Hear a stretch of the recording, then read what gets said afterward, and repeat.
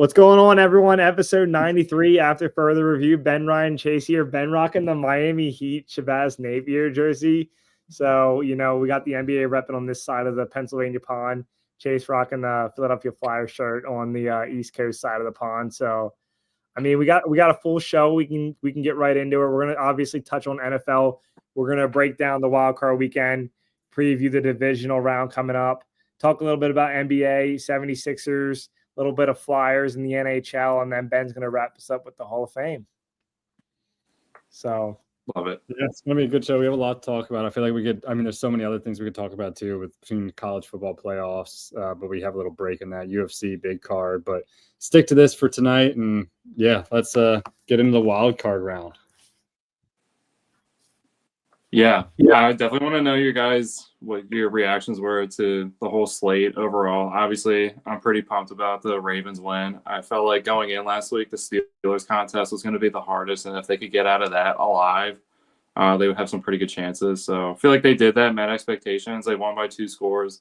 I felt like it was going to be a 3-point game the entire time. It basically was until the end of the game, and then it finally let up. But definitely want to know what you guys felt like, being that your teams weren't in, and that's not a bad thing, but you could just observe it and really take in all the games for what they actually were.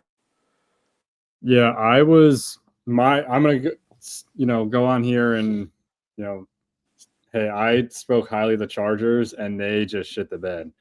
Herbert looked awful. He's now been outscored 46-9 in the second half of playoff games in his career.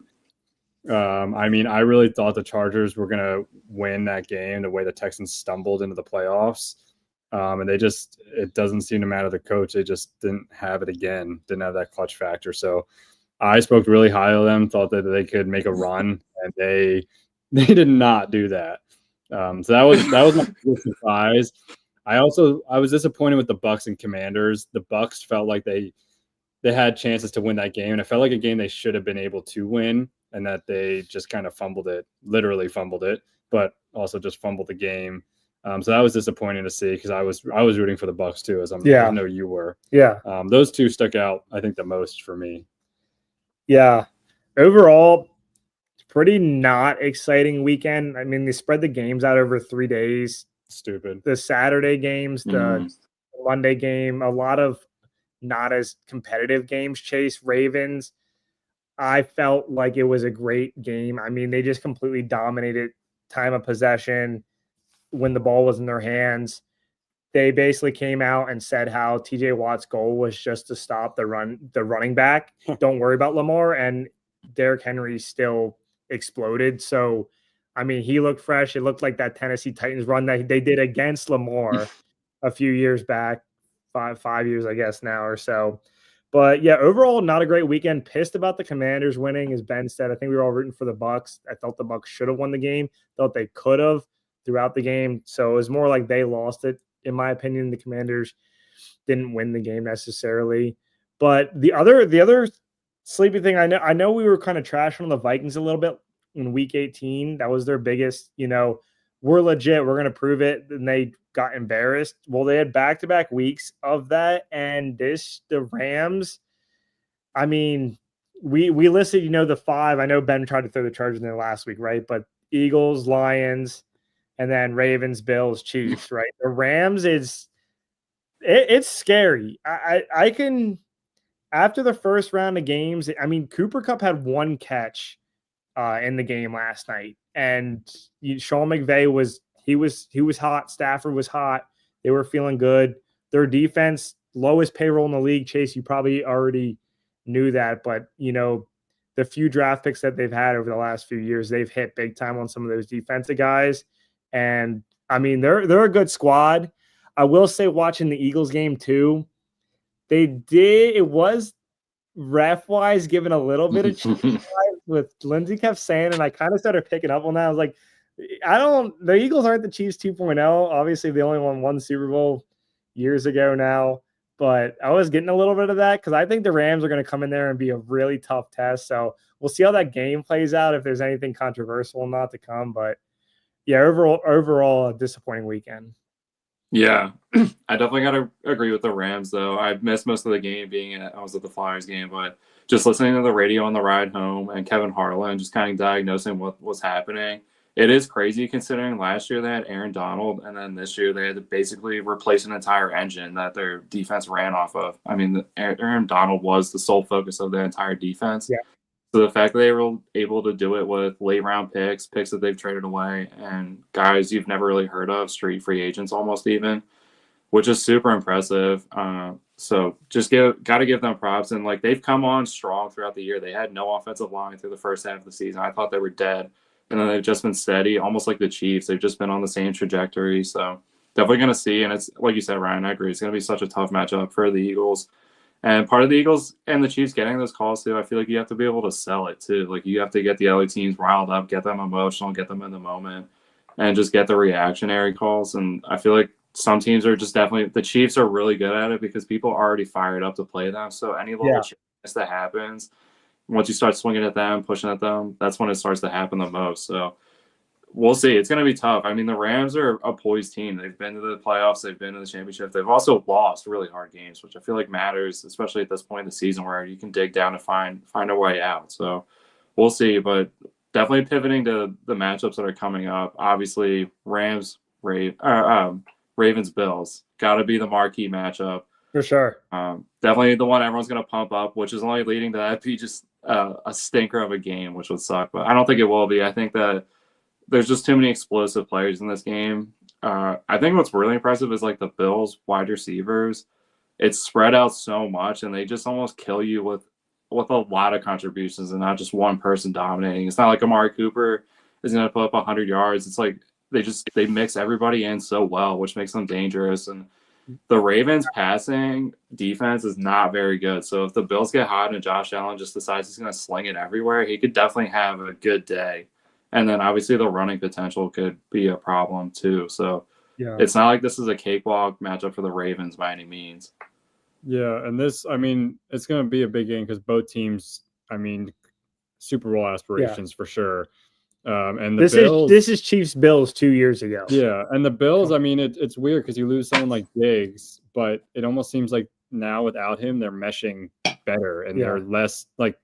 You forget who they have until they catch a pass. Yeah, well, and it's almost like they're all like Josh Allen was like we're all eating, and it's almost like he's right. Like no one's selfish on that offense, and they're all okay to win. And Ty Johnson, that's important. Yeah, dude, a bunch of random people off the street. Matt Collins is like catching touchdowns regularly for the Bills. Ty Johnson on the Jets like backing up like Bilal Powell. Like 5 years ago. I was like, what? I mean, Dawson Knox, their now backup tight end, he's still doing work. Like, and it's tough too because it feels like whichever team gets out of this is going to be beaten up by this intense game and then have to face the Chiefs, and of course the Chiefs, we'll see. Chiefs get probably the most favorable matchup. I mean, the Texans played great. We all will be, but the Texans, I mean, they had a great game against the Chargers, but we kind of slept on them, and we're still sleeping on a bit, especially going against the Chiefs. I mean, and we'll see though. The Chiefs have now had 3 weeks off. Like they might be a little rusty. The Texans can take advantage of that in the first 15, 20 minutes and get a little bit of a lead. Who knows? Yeah, if the Texans could come out, score, or get a turnover early and just set the tone, because they have to. There's no way they can just let the Chiefs march all over them or just dictate that game. The Texans have to be the one to control the game. Yeah, I don't know, Chase, though, but to stay on the Ravens-Bills, it feels, I know you're not going to like this, but it feels like this is like the Ravens-Chiefs rematch in the AFC Championship game. I feel like Josh Allen, he kind of always has his chances, but it's almost like giving a little bit of Joe Burrow where, some years he gets it all the way, other years not. Lamar's kind of felt like he's had this climb, and the biggest letdown in all of football last year was the Lamar Jackson's AFC Championship game, and they just look determined. I mean, Derrick Henry's got to want to ring more than anyone else. I'm sitting there watching him just thinking how, like, he gives GOAT vibes as a back. And they didn't have Zay Flowers. They were kind of the opposite of the Bills on Saturday. They didn't have everyone to feed. What's his status, by the way? Zay Flowers? Chase, I think he should be good to go. Okay. Yeah. But That'll be again, big. that's gonna be tough. Like, how good to go is he? Is he 65%, Well, I mean, 85%? I think I like Bateman too. I think he's a decent receiver, but Yeah. they always use Flowers. Yes. Yeah, and Bateman's leave just a lot had of a Aguilar out there. yeah, and Bateman for his whole career just couldn't get on the field. He was always hurt. So this is the first time, and legitimately since he was in college, that he's been playing consistently. Yeah. He's still been banged up along the way, but at least he's been able to be in there because he is a red zone threat. I mean, that was what he was coming out of college. Yeah. So Scored one last week. yeah. So and that's what we need. Especially if Zay Flowers isn't 100%, but it's gonna be tough. And the thing that I was really most impressed by too was the execution of everything against the Steelers. Just the way that they were running, everything that they had to do, it sounded like they were doing it to the book almost. Yeah. There really wasn't any wasted movements or guys just not on the same page. Didn't feel like a classic Harbaugh gumming it up, wasting his timeouts. Nobody's on the same page. So definitely props for that. And they're going to need it too. Like, this is the game. It feels like every year they get in the playoffs, and it was the Bills a few years ago. They put up 3 points. I mean, yeah. I think this team's way better than that team. But at the same time, it's like I don't want them to overlook this too, where it's like, okay, we unpants the Bills earlier this season at home. Yeah. Now, can he have the same energy, the same focus? And like, if Derrick Henry's up over 20 carries last game, has to be the same thing this game. Yeah. I think him, Lamar, just picking up the yards when he can. It doesn't have to be crazy. I don't want him to break off a 80-yard run for no reason, but if he can just pick up 5-10 yards every now and again and just keep the clock moving and just take the best offense is going to be the Ravens. The best defense is going to be the Ravens offense this time around. So got to keep that. And the Bills they have tape on us now. They're going to learn from last time. I don't think it's going to be the same outcome by any means. This could be a really close game. Yeah. Chase, another question. We talked about it all year long. Wasn't a factor at all in the divisional round for the Ravens. Justin Tucker. Obviously, they didn't have to worry about him because they could just run up and down the field all game. They got their 4 tutties. He only had to kick some extra points. Any stress level there? I mean, it was probably a good thing he didn't miss like a big divisional round kick throughout the game at the end of the first half, something like that. But also, I mean, you're going to be in Buffalo. It's going to be cold. I don't know the weather offhand, but it's going to be cold. It's going to be a violent environment for them. Like, are you worried? I'm not worried, only because he's played in awful conditions his entire career. So yeah. I feel like that has to be if we were a West Coast team, if we were Arizona and we were coming in and he was having these struggles, I would probably be more concerned. But I don't think that they're putting any pressure on him to do this. I think they're just going as if he's Tucker of old, which I kind of feel like he is. I wasn't really concerned at all last game once he started making those kicks. Are they straight down the pipe like they always were? No, but it's not. I feel like he's really still striking the ball well, and that's more the concern is if he wasn't, if it was still shaky. But yeah, and this game could come down to a game-winning kick. I really wouldn't be surprised, and that's a lot of pressure to be on. But I feel like he's been here a lot. He's made his rookie year. He had to make some insane kicks in horrible conditions. He had to do it in Denver. Just the whole run he's been on in his career, I feel like he's got it in the bag. And so, yeah, I'm not worried about it. Yeah, and just to comment quick, I looked up the weather. Saturday is supposed to get an inch of snow. Sunday there's some flurries or snow happening, but it's gonna be high of 24, low of 10. Okay. So not big snow, but some flurries and super chilly. No, but as usual for Buffalo this time of year. Yeah. And the slate of kickers in the playoffs right now is pretty. I mean, bunch of rookies, bunch of guys off the street. Yeah, I mean, we saw Washington with the freaking doink to win it. Yeah. Oh my gosh, listening to Chris Collinsworth freak out about how he got to experience a doink live. I was about to break my television. Oh. It's ridiculous. I'm just he was just he's oh, I got the experience. I'm like, shut up. Stop talking about Jaden Daniels being this wonderful rookie quarterback who can go on the road. Tampa Bay brings in no fans ever. I'm sorry. Yes, Brady went and won a Super Bowl there. The Rays and the Buccaneers, they just don't have great fan base. You're going down to freaking Florida. Great weather conditions. The guys probably had the time of their lives before and maybe a day after the game. Who knows? Stop, like, oh my gosh, he's a rookie quarterback who run the road. Like, no one does that. I'm over it. I'm over it. Your defense is amazing. You have one of the best receivers in the league. Sorry, Terry McLaurin had the catch of the weekend down the sideline, snatched. Sorry. Well, going to the NFC East while we're at it, Chase predicted it Yeah. 6 months ago, and now here we are about coaching carousel time, and Deion Sanders, the Cowboys, is becoming a legit rumor. We called it here on AFR first. Chase called it here on AFR first. I don't see anyone 6 months ago. Yeah, I don't see anyone giving the credit there to Chase, but no. And when there was too much smoke, there was definitely some fire there. And it didn't even seem that likely just a couple of weeks ago. It just seemed like they were going to hang on to McCarthy, run it back. I feel like that was a garbage vomit in the mouth move, but that's just from the outsider perspective. It just didn't seem like that was going to be the move. I feel like this potentially works only because Deion Sanders isn't like a classic been calling plays forever type deal. I feel like he's more just a spiritual, emotional leader type, and then lets his play callers do all the work. So I feel like already that position is going to be more of like on the CEO. You're the owner, I'm the CEO. Those guys are the football guys. That's how I feel like it would work. I just can't see him and Jerry Jones being able to work to, like, I don't know. At some point, I just feel like there's going to be some friction, and Deion Sanders isn't going to just like shut up about it. Like he's going to. That's my only question. And Chase, you probably would know it better than Ben. Yeah. The Cowboys aren't carousel coaches in and out.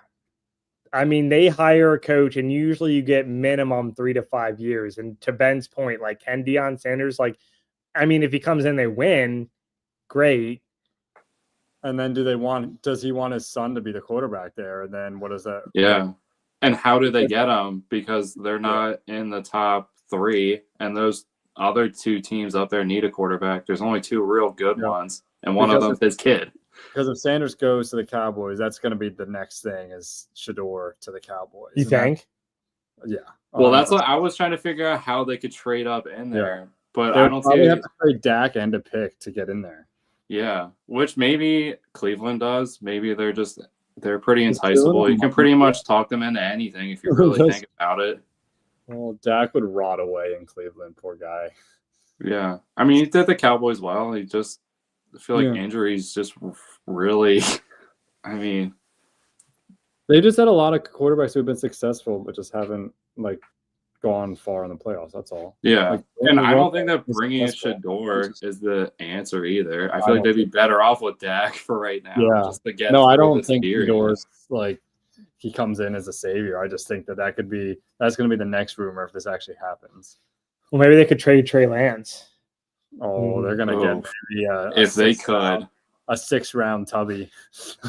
Maybe, yeah. Maybe. Freaking making more than Derrick Henry. Ridiculous. They should have, at least in that last game, like, I felt like they didn't even let him, like, try to.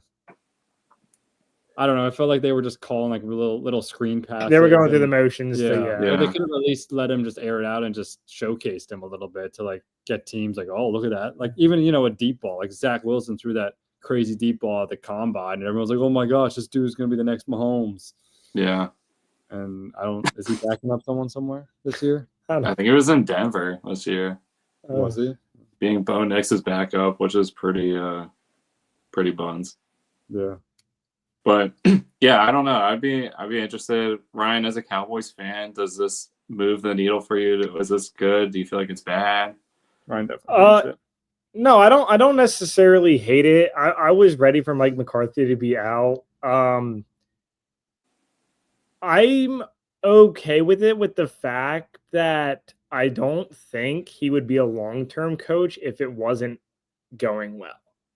So I don't think I have to worry about him being here for 5 years and dealing with, like, Mike McCarthy for 5 years or Jason Garrett for 7 or whatever it is.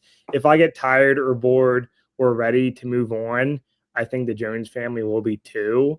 So and I also don't mind. Is there anyone you want? Not to interrupt. Is there anyone like you were like? No, I don't know enough knowledge on that piece. Okay, no, that's fine. I do like the factor, Chase, the kind of running the show and letting your play callers call plays. I always think sometimes it's weird when Shanahan on the Niners is a great example. I just feel like he gets too involved. Like he's looking at the iPad when the defense is on the field. And I don't know. It's like, okay, I mean, you're the head coach of the team. So that part I don't mind. So I'm not necessarily for it, but I'm also not against it. And to Ben's point, I don't really have anyone else I want. So yeah, I mean, he would definitely probably make people want to come there too. Like, he probably have a good free agent draw, but it's just like how much circus act do you want to add into what's already a amusement park?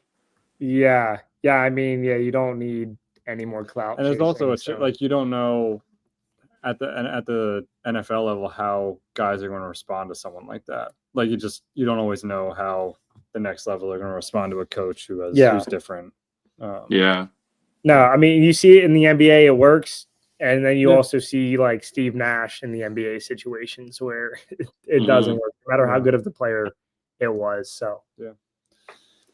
All right. Well, let's dribble on out of here and go to the 76ers. Great transition, but panic time. Is it? Yes. Oh. Chase. Damn. Sorry.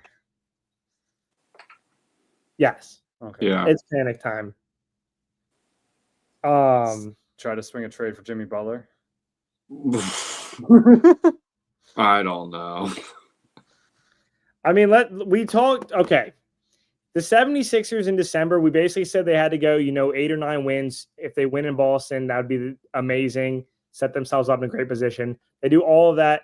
They get into January, the beginning of the month, first 10 to 15 days. These are the winnable games. That after that becomes the immediate gauntlet that you are hoping to survive 500 and get through the month in that, at least through that 7 through 10 play-in spot to start.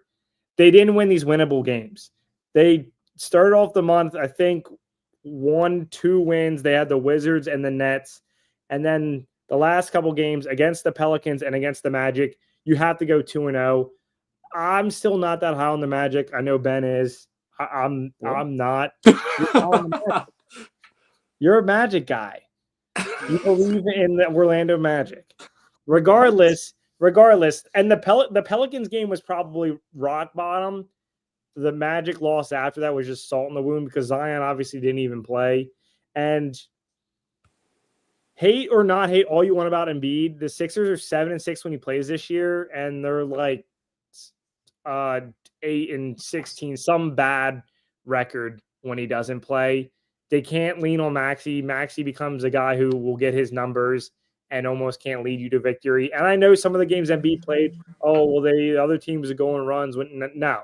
If he's in there, they have a chance to win. The biggest factor this year now is his health, which has been the whole year. It continues to lag on them on this foot injury that wasn't anything serious. He's day-to-day, and now he's missed a week and a half of games, still not playing. The entire team's resting tonight against the Oklahoma City Thunder. They're probably going to lose by 50. Going to the Knicks tomorrow night. I mean, if they lose tomorrow night against the Knicks, I don't know who's playing and who's not going to be playing. They're going to win against the Knicks? They have to. All their guys are playing 40 minutes. They have to. Yeah, the Knicks are playing their starters the entire game. You guys see that? Out of the top 10 in the NBA of minutes, 5 of the 10 are Knicks. That's insane. Anyway. Yep. Just waiting for. But I just want to, not to cut you off, but one point as an outsider looking in, I think the biggest issue this year, I know Embiid, there's been a lot of drama. Yeah. Paul George, you are not getting what you paid for with Paul George. He has not averaged less than 20 since this 2012-2013 season. He's averaging 16 this year. He hasn't been healthy. I feel like for when you got Paul George, he's just not what you at this point were hoping for. Yeah, it's like you were the plan was to add another superstar.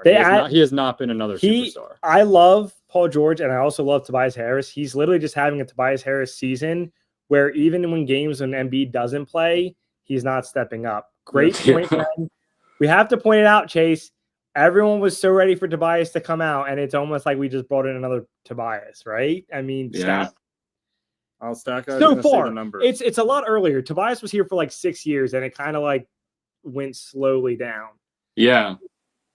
But still, it's like we just could have been paying Tobias a supermax deal and just been dealing with the fact he does nothing.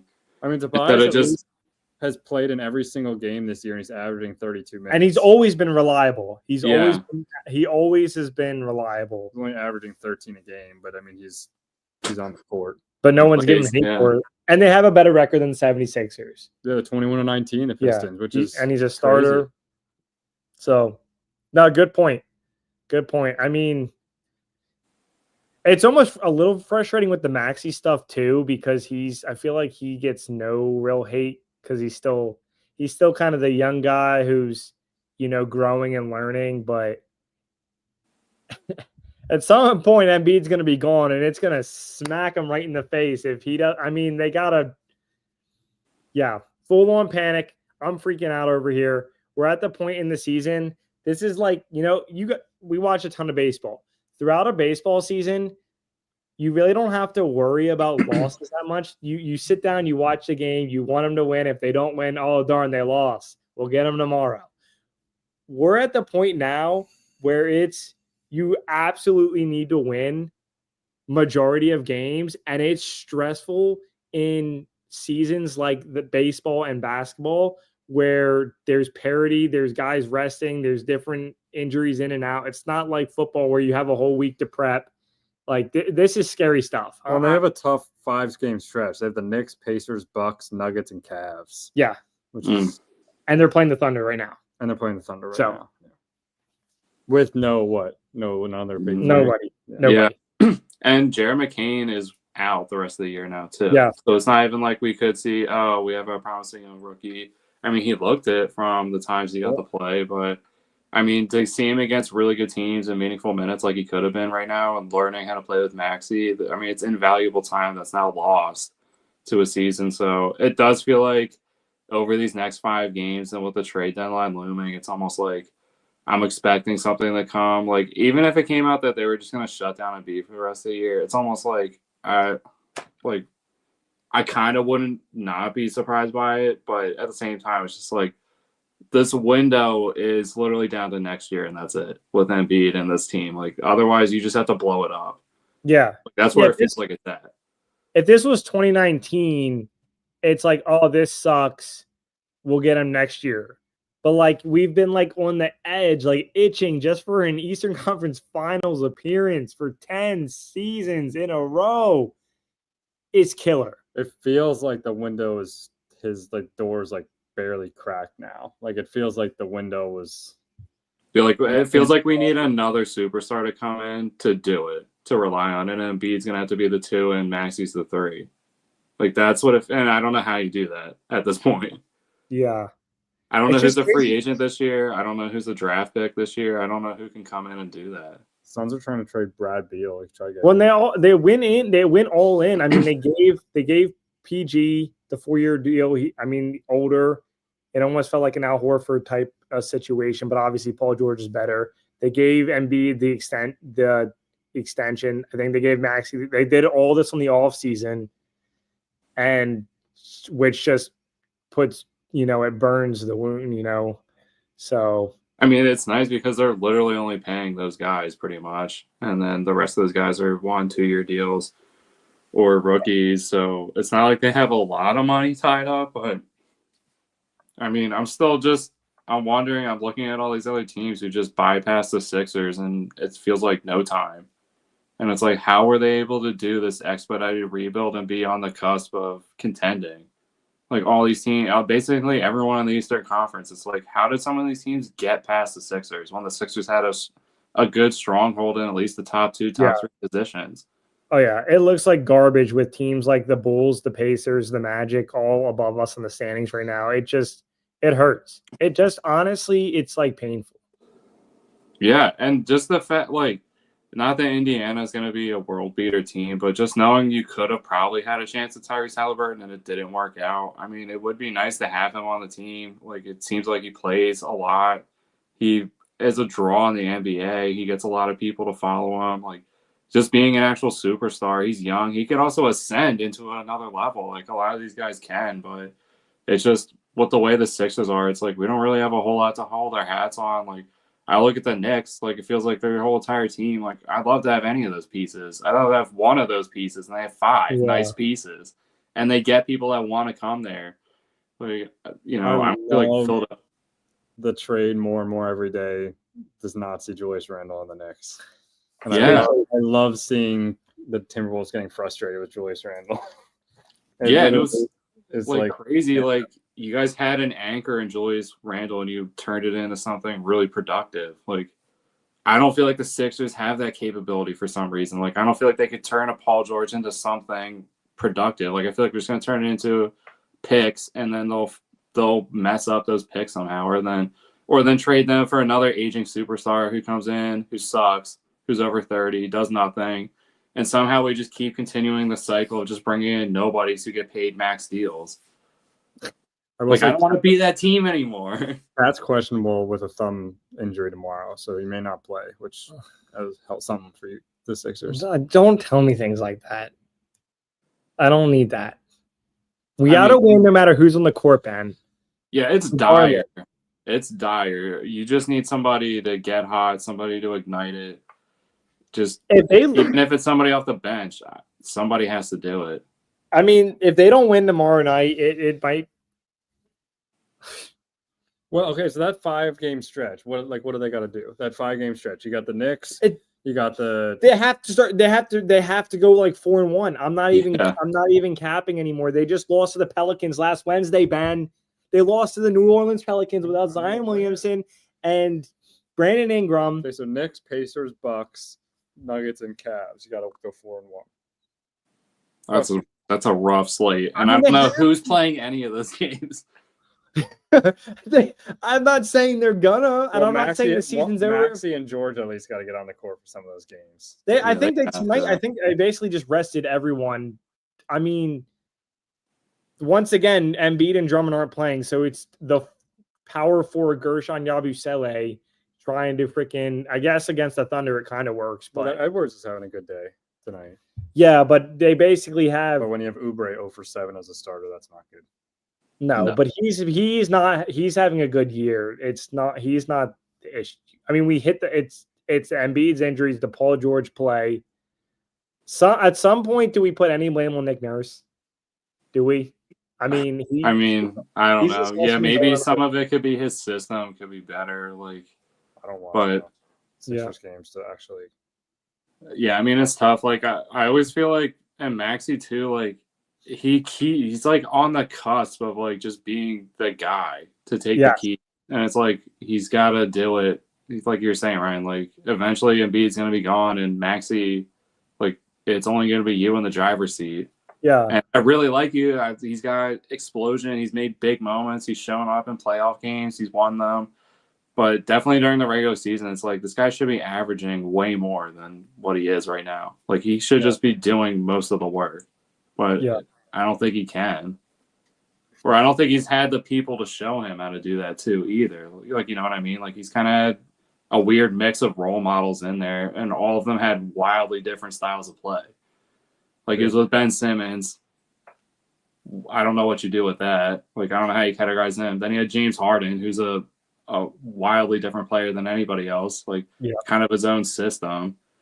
So it's like he could take pieces of all those and make something great, but it's not like he just had a straight up classic true style point guard, shooting guard, some guy who could just do a little bit of both and just show him like, this is the path to being to the top in both.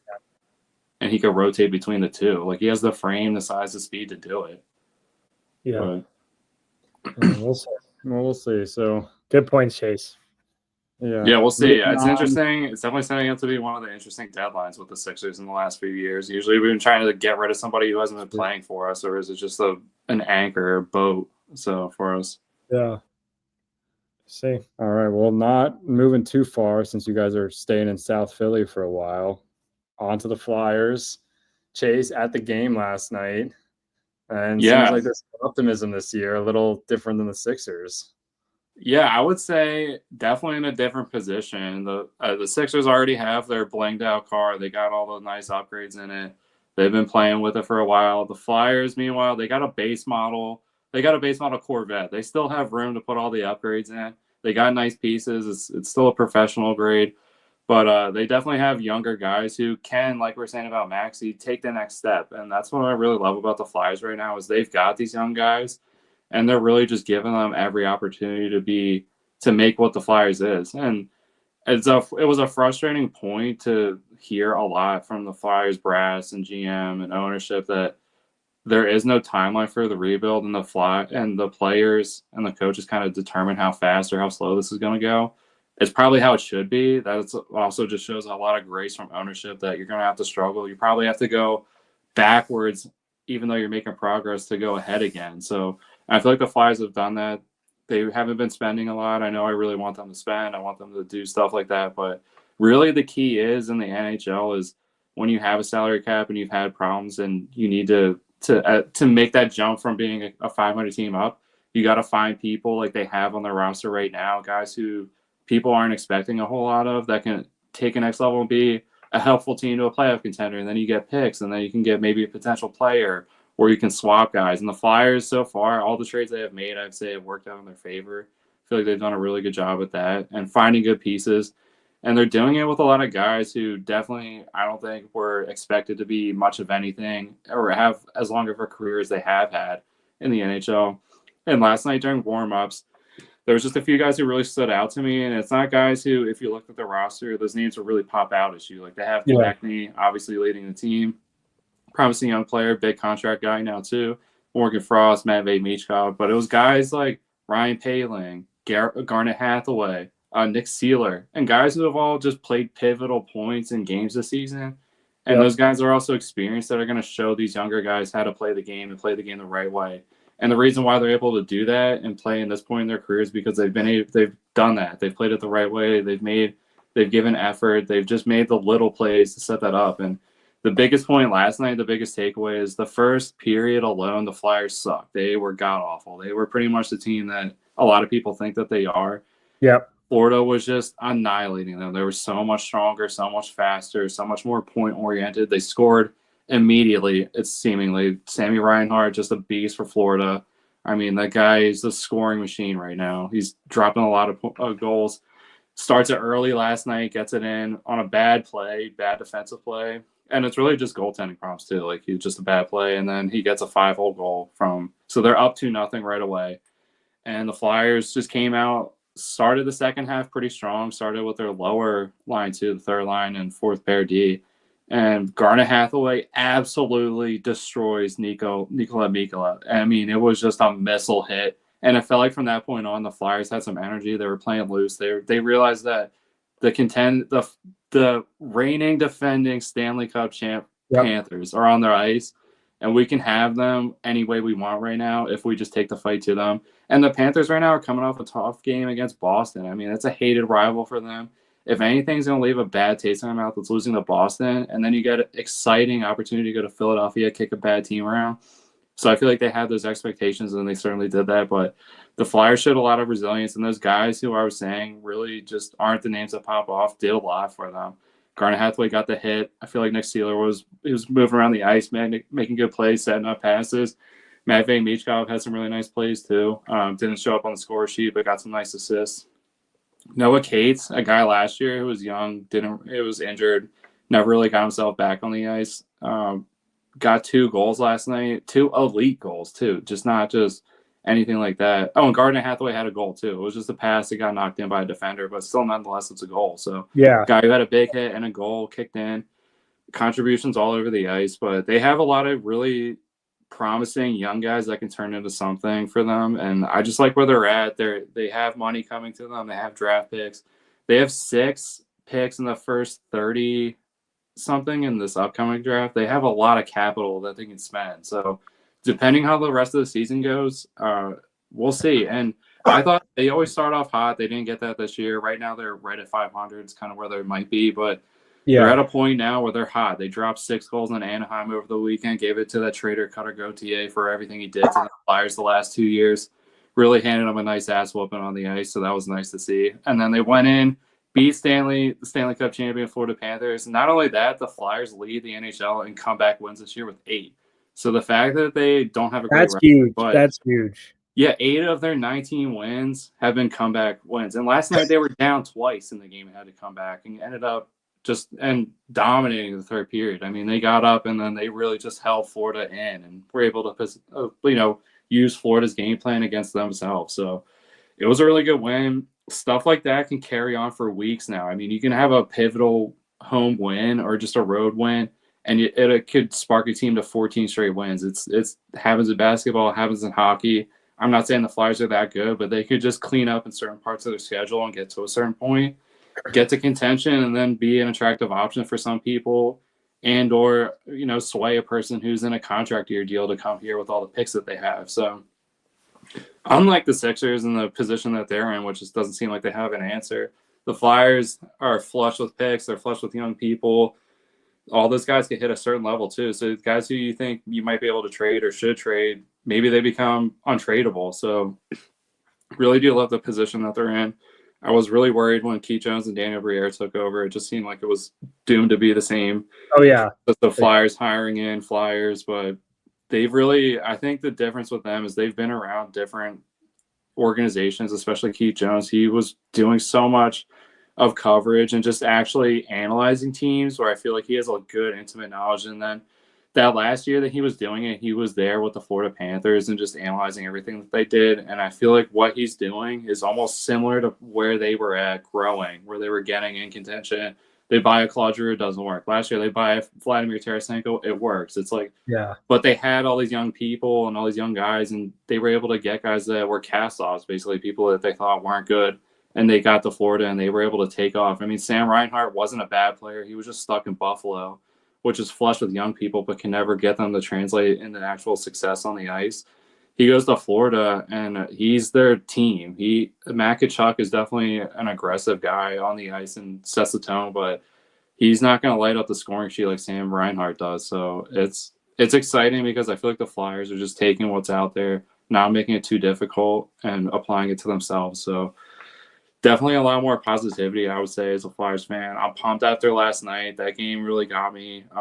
And I got to say, this stadium, I know they're going to be moving out of there, so it doesn't really matter if they just spent all this money to make this one finally nice. But the experience there was really great. The seats were good. The whole just in-game experience, like the Jumbotron, all the in-game activities that they had going on was really nice. So the fact that the team's on the upswing and they have all those things going, it really is promising. So yeah. I wish that the Sixers can also find themselves in that same position. I don't feel like it's too hard. It's just trying to figure out the Jenga piece that it is right now. So we'll see. But definitely I'm very excited for the Flyers, though. Yeah. Yeah, for sure. I mean, that's an awesome game to go to. First off, you get to see the Florida Panthers, a great team, which as a hockey fan, you like to see the best if you're going to go buy a ticket. Like you said, atmosphere is great. Wells Fargo Center hasn't been around that long. It feels like, I guess we are getting older, 20 years maybe. It's been opener, but it's a good stadium.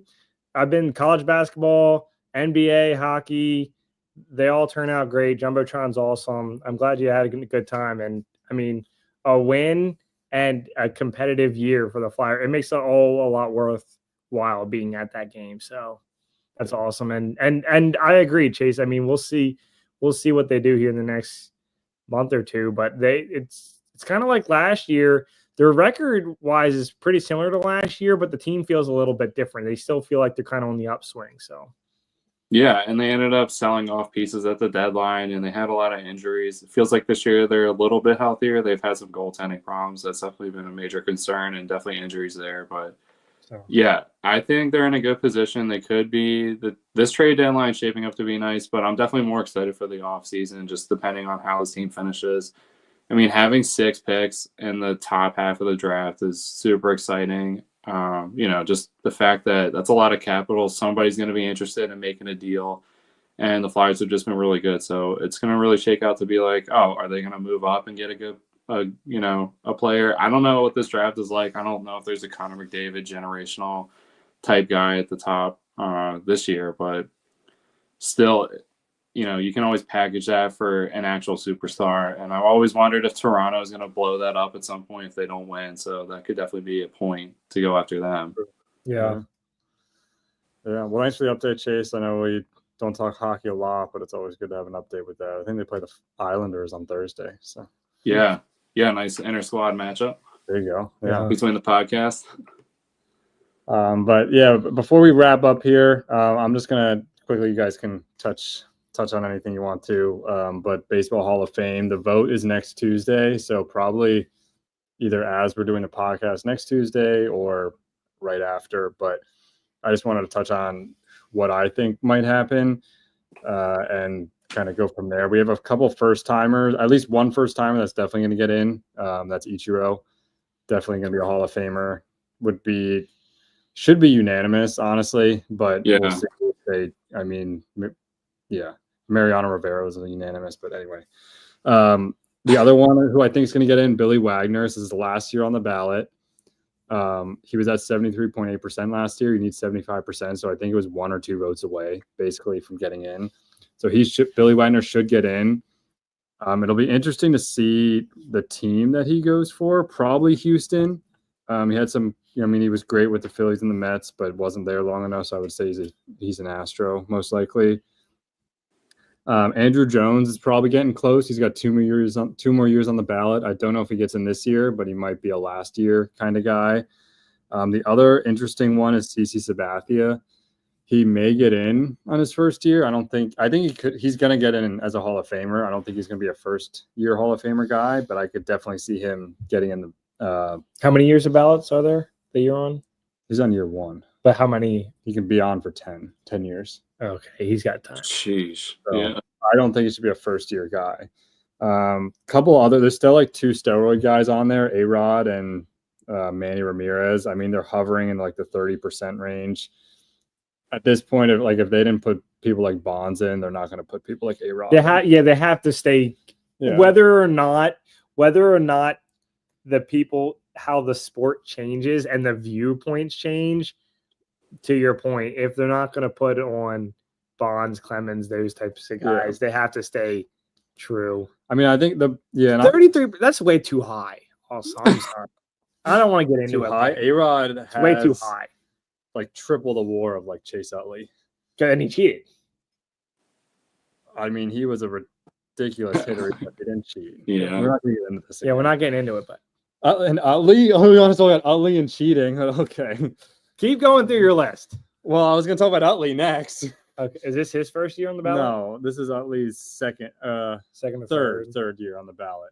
He's interesting because I think he's interesting just to see where his movement goes. He's at 28.8% on his second year, which is pretty good. Yeah, it's not bad. Trajectory wise. The other one I'm interested to see is David Wright. 6.2%. He stayed on the ballot. I don't think he's a Hall of Famer because he didn't have a long enough peak, but he was so good for like 5 years. So you can fall off the ballot. Yes. Okay. Yeah, you fall off. I don't remember the vote percentage. But if it goes down, you fall off. So a lot of these guys that are on there, like there's guys like Ben Zobrist and like Hander Ramirez, Brian McCann, who are on the ballot, they're going to fall off immediately. They're just not going to stay out there. I see. So we'll see. But I think the class next week will be Billy Wagner, Ichiro, and then potentially are these legs to add to a parlay? I don't think you can bet on this. Potentially CC. The other one that's interesting is Carlos Beltran. He's an obvious Hall of Famer. He's at his 4th year now. He's at 57% last year. He's a no doubt Hall of Famer just looking at stats, but he's like supposedly the mastermind of the whole Astros stuff. Yeah. The whole Astros thing is he's like supposedly the mastermind. So it's kind of interesting to see how they're going to take that. Because he didn't, 2017, like he was a coach, I think, at that point, right? Yeah. So it didn't affect his playing, but yeah. So otherwise he should already be a Hall of Famer. So it'll be interesting to see how that works out. But it's a weird Pete Rose type of situation. Yeah. And it's like kind of crazy whatever happens if like he never loses his managerial job. Yeah, and the Mets hired him as a manager. This all came out. So it's like, what happens to the Mets if they kept Beltran? Like, are they still on the same path? Or yeah, I don't know. And and that's the thing with him. Like he could go in as a Met too. That's kind of why I'm interested to see. Like he could go in the Hall of Fame, but yeah, definitely Billy Wagner and Ichiro, and we'll see what else happens. But this always excites me to see the Hall of Famer stuff. So, do you think the voters work together at all? Like, I feel like there's so many guys that somehow are able to stay on the ballot years 1 through 9 and then get in their last year. Like, or do you think there's some guys who are like, well, there's some guys who won't like ever. Like maybe they like. I think CeCe's a Hall of Famer, but I don't think he's a first ballot Hall of Famer. So maybe I wouldn't vote for him this year, but I'd vote for him in like 2 years. That type of thing. And then so sometimes you get to the last year and the voters are like, okay, is he actually a Hall of Famer? If he is, we have to vote yes now. And then that's like there's guys like that like when Ken Griffey in 2016 was on the ballot, obviously he's a Hall of Famer, so he's going to get in year 1. Yeah, Mike Piazza got in 2016, but it was his 4th year because people didn't know if he took steroids. So a good 4th year for Mike Piazza. Yeah, make him sweat a little bit. Yeah, making him work for it. So. All right, yeah, I think we'll wrap it up there. We appreciate everyone for listening, for tuning in if you did, as always, and we'll be back next week with episode 94. Yeah. So closing in on that 100 mark. Yeah. All right. On to the next one. We'll see you. See y'all next week. Peace.